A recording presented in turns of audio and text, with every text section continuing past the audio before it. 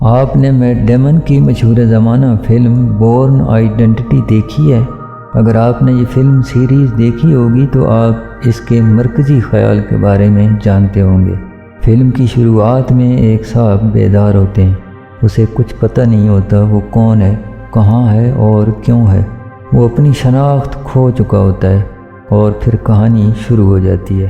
19ویں صدی میں اینسل بورنے بھی ایسے ہی نارس ٹاؤن پینسلوانیا میں ایک صبح اٹھا تھا۔ اسے بھی پتہ نہیں تھا کہ وہ کون ہے، کہاں ہے۔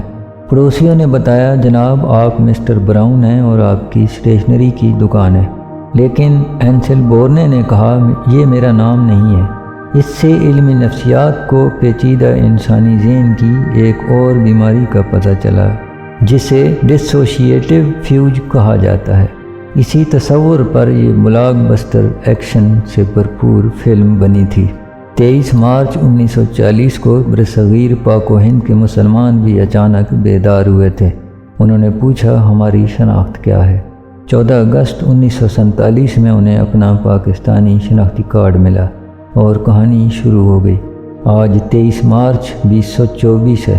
77 سال ہو گئے، شناخت تو مل گئی ہے لیکن ہم اپنا مقام حاصل نہیں کر پا رہے۔ کبھی کبھی تو اپنی شناخت پر ہی اب شک ہوتا ہے، کیا ہم واقعی مسلمان ہیں؟ کیا یہ واقعی پاکستان ہے؟ کیا ہم بھی جرم گمراہی کے مفرور ہیں؟